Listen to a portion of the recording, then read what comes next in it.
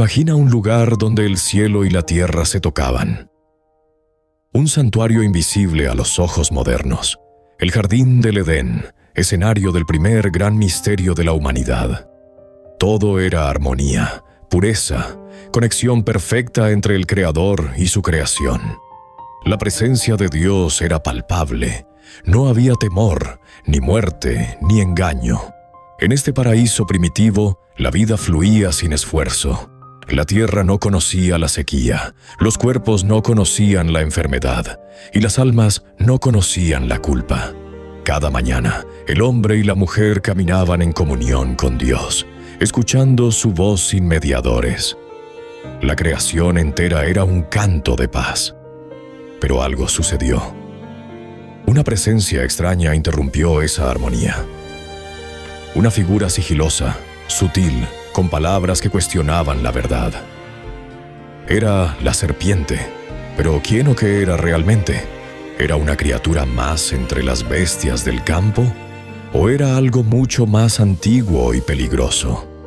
¿Podía un simple animal quebrar el equilibrio del mundo? ¿Cómo es que una serpiente, una criatura sin alma racional, fue el medio para introducir el pecado, la muerte y la separación espiritual? ¿Y si lo que creíamos saber sobre ella estuviera incompleto? ¿O incluso equivocado? ¿Y si la historia del Edén fuera mucho más profunda, simbólica y poderosa de lo que imaginamos? Hoy vamos a explorar una de las preguntas más intrigantes de la Biblia. ¿Quién era realmente la serpiente del Edén? Te aseguro que lo que descubrirás en este estudio puede cambiar por completo tu comprensión no solo del Génesis, sino de toda la narrativa bíblica. Prepárate para ir más allá de las imágenes tradicionales. Vamos a mirar entre líneas, a profundizar en los idiomas originales, a explorar otras referencias bíblicas y a descubrir lo que quizás nunca nos enseñaron en la escuela dominical. Antes de continuar, te invito a suscribirte a este canal si deseas seguir descubriendo los secretos más impactantes de la Biblia, el crecimiento espiritual y las enseñanzas de Jesús. Únete a nosotros mientras desenterramos los tesoros ocultos de la palabra de Dios. Desde niños hemos visto ilustraciones de una serpiente enroscada en un árbol, hablando con Eva. En películas, dibujos y hasta libros escolares, esta imagen se repite una y otra vez. La serpiente se representa como un simple reptil con una voz suave, una lengua bífida y una misión tentar. Pero detente un momento. Hazte esta pregunta con seriedad. ¿Desde cuándo las serpientes hablan? ¿No te parece extraño que una escena tan trascendental dependa de un animal que no vuelve a hablar nunca más en toda la Biblia? En todas las Escrituras solo hay una ocasión más en la que un animal pronuncia palabras, cuando Dios abre milagrosamente la boca de la burra de Balaam, Números 22, 28 a 30.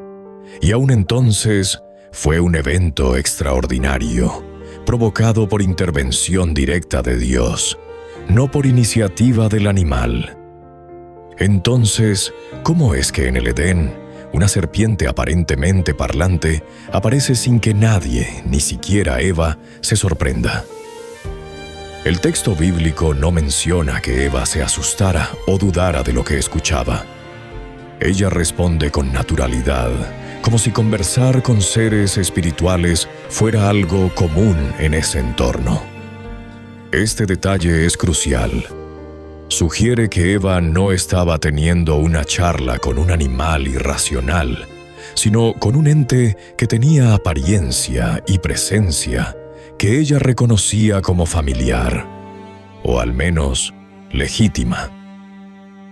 Además, hay otro detalle inquietante: la maldición que Dios pronuncia sobre la serpiente después del pecado.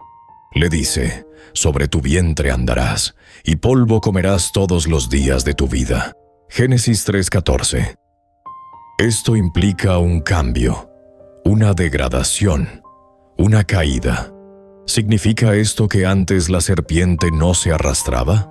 ¿Tenía otra forma? ¿Otra gloria? Algunos teólogos han sugerido que esto podría indicar una forma anterior más majestuosa. Otros, que el castigo fue simbólico, una humillación espiritual, una pérdida total de honor y autoridad. Una criatura, antes elevada, ahora arrastrada al polvo. ¿Estamos, entonces, ante una metáfora? ¿Una representación de algo más? ¿O fue la serpiente simplemente un medio usado por una inteligencia espiritual superior? Estas preguntas nos llevan a examinar más de cerca el término original que se usa en el texto hebreo. Porque si el lenguaje revela intenciones, lo que está por venir puede cambiar todo lo que creemos saber. La palabra hebrea usada en Génesis para serpiente es nachash. A primera vista podríamos pensar que es simplemente el término común para referirse a un reptil. Pero en el hebreo bíblico, las palabras tienen capas. Y cuando rascamos la superficie de nachash, descubrimos algo fascinante. Este término aparece en múltiples contextos a lo largo del Antiguo Testamento. Por un lado, sí puede significar una serpiente literal, pero también está relacionada con la raíz que implica brillar, resplandecer. De hecho, algunos académicos argumentan que la raíz nekosha comparte conexión con términos que describen seres celestiales resplandecientes. Y hay más. En otros textos del Antiguo Testamento, la palabra relacionada con nachash es utilizada para describir a adivinos, encantadores y practicantes de hechicería. Ver Deuteronomio 18:10. Esto sugiere una dimensión espiritual, manipulación, persuasión, influencia mágica o sobrenatural. Por tanto, nachash podría tener una triple connotación: una criatura real, serpentina, un ser brillante, sobrenatural, posiblemente angelical, un hechicero, una entidad que utiliza engaño e ilusión para seducir. Esta triple dimensión nos obliga a repensar todo el relato de Génesis 3. La serpiente no sería un reptil cualquiera, sino una presencia espiritual disfrazada, resplandeciente, capaz de manipular y convencer. Una figura brillante que, como veremos más adelante, tiene conexiones claras con otro ser mencionado en la Biblia: Lucifer. En la mentalidad hebrea antigua, los seres espirituales a menudo eran representados con imágenes simbólicas: dragones, serpientes, querubines, serafines con fuego. El simbolismo no quita realidad, sino que describe funciones y atributos. Por eso, cuando el Génesis habla de una nachash, no debemos limitarnos a pensar en una culebra literal. Debemos abrir los ojos espirituales a lo que esa palabra implica: un ser que actúa en las sombras, seduciendo con conocimiento prohibido, y que representa una amenaza directa al propósito divino para la humanidad. En el libro de Ezequiel, capítulo 28, encontramos una descripción profundamente simbólica. Un ser que estaba en el Edén, lleno de hermosura, adornado con piedras preciosas, que caminaba sobre fuego entre los querubines. Era perfecto, hasta que se halló en él maldad.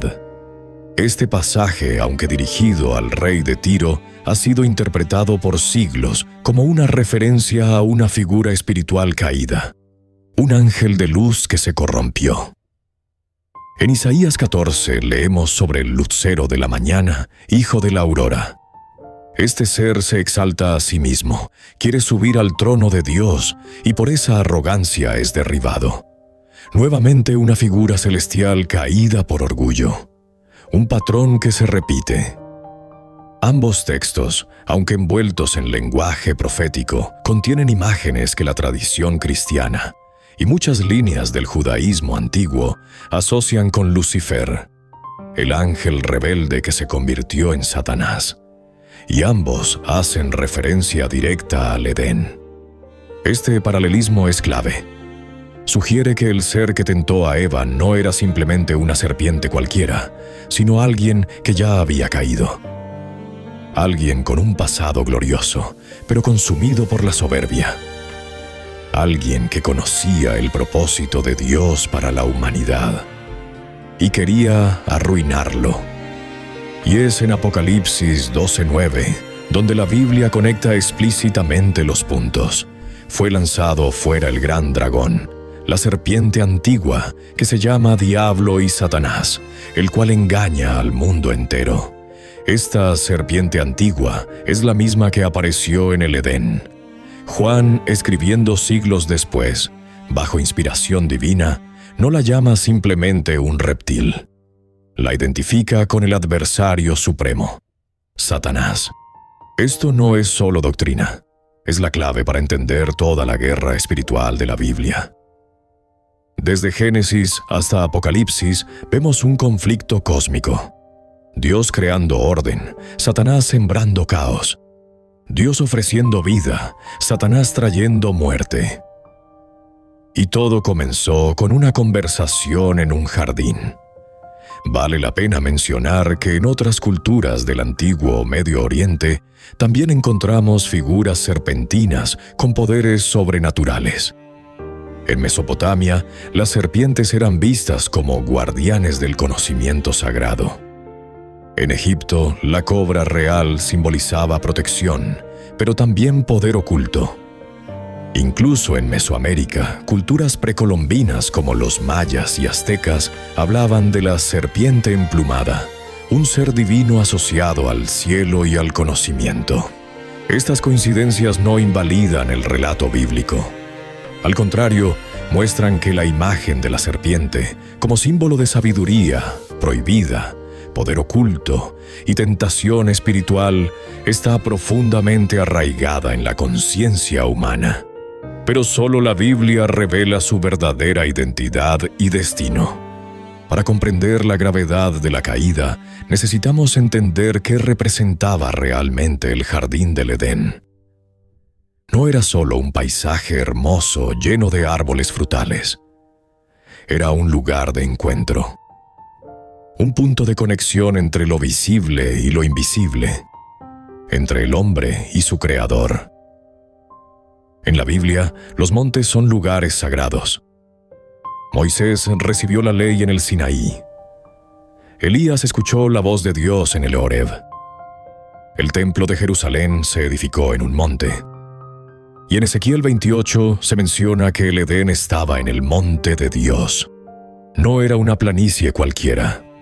Era una altura espiritual. Todo esto nos lleva a una conclusión sorprendente.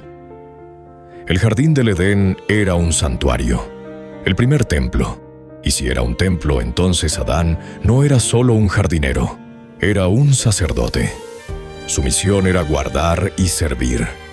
Dos verbos claves que también se usan para los sacerdotes levitas en el tabernáculo. Ver Números 3, 7 a 8. Esto cambia completamente nuestra visión. El Edén era el lugar donde Dios moraba con el hombre, donde la gloria divina se manifestaba, donde la obediencia no era solo una regla, sino un acto de adoración. Y la serpiente no fue simplemente un visitante inesperado. Era un traidor infiltrado en el lugar más sagrado de la creación. Su entrada no fue una casualidad, sino una estrategia, una profanación del templo mismo de Dios. Por eso la caída no fue simplemente un error humano. Fue una tragedia cósmica, un acto de rebelión dentro del recinto más santo, un ataque a la relación más pura jamás conocida, la comunión entre Dios y el hombre. La tentación en el Edén fue más que una simple prueba de obediencia. Fue una confrontación directa con el corazón humano. Una invitación a redefinir la verdad, a separarse del Creador en nombre del conocimiento. Seréis como Dios, conociendo el bien y el mal. Estas palabras pronunciadas por la serpiente no eran una mentira total, sino una distorsión peligrosa. Un engaño sofisticado, porque el pecado rara vez se presenta como algo abiertamente malvado. Casi siempre viene disfrazado de sabiduría, de progreso, de libertad. El conocimiento del bien y del mal no era malo en sí mismo, pero obtenerlo al margen de Dios, desobedeciendo su mandato, era lo que lo convertía en pecado. El acto no fue solamente probar un fruto, fue una declaración de independencia espiritual. Fue decir, no necesito que Dios me diga qué es correcto o incorrecto, yo decidiré.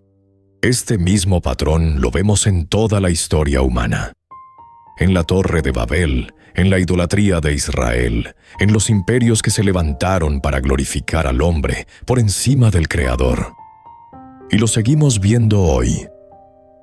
En un mundo que quiere definir la verdad sin Dios, que exalta la autonomía como virtud suprema y que considera la dependencia divina como una debilidad. Eva no fue tentada por algo grotesco. Fue tentada por algo atractivo. El fruto era bueno para comer, agradable a los ojos y deseable para alcanzar sabiduría. Génesis 3:6. Este versículo resume cómo el pecado opera, por medio de lo deseable, lo lógico, lo aparentemente inofensivo. Y Adán, con plena conciencia, participó. No fue engañado como Eva. Él eligió. Y en ese momento la creación entera cayó bajo maldición. El cielo se cerró. El templo fue profanado. La humanidad fue exiliada del santuario. Pero incluso en ese instante Dios habló. Y sus palabras no fueron solo de juicio. También fueron de promesa. En medio del dolor, Dios pronunció la primera profecía de redención. Génesis 3:15. No es solo una maldición para la serpiente. Es una promesa velada para la humanidad. Pondré enemistad entre ti y la mujer, y entre tu descendencia y su descendencia. Ella te herirá en la cabeza, y tú le herirás en el calcañar. Esta es la semilla del Evangelio. Lo que los teólogos llaman el protoevangelio, el anuncio del Mesías. Un descendiente de la mujer, sin intervención de varón, que vendría a derrotar al enemigo. Él sería herido, sí, pero su herida no sería final. En cambio, la herida que él infligiría a la serpiente sería fatal, en la cabeza. Esta enemistad entre dos linajes, uno de luz, otro de tinieblas, se desarrolla a lo largo de toda la Biblia. Caín y Abel, Isaac e Ismael, Jacob y Esaú, Israel y Egipto, Jesús y los fariseos, la iglesia y el mundo. Es la batalla entre la simiente de la mujer y la simiente de la serpiente. Y en el centro de esa batalla está Cristo. Él es el cumplimiento de la promesa. En la cruz, Jesús enfrentó a la serpiente antigua. Fue herido, perforado, azotado, crucificado, pero al tercer día se levantó. En su resurrección aplastó la cabeza del dragón. Rompió las cadenas del pecado. Abrió las puertas del templo celestial y restauró el acceso a la presencia de Dios. Esta victoria no es solo un evento histórico, es una verdad espiritual que continúa hoy. Cada vez que alguien renuncia al pecado y cree en el Evangelio, la serpiente pierde poder. Cada vez que se proclama el nombre de Jesús, el enemigo retrocede. Y cada vez que tú eliges obedecer a Dios, aunque el mundo diga lo contrario, estás participando en esa victoria eterna. Hoy, esa serpiente ya no se presenta como en el Edén. No se enrosca en un árbol, ni habla con voz audible, pero su estrategia es la misma.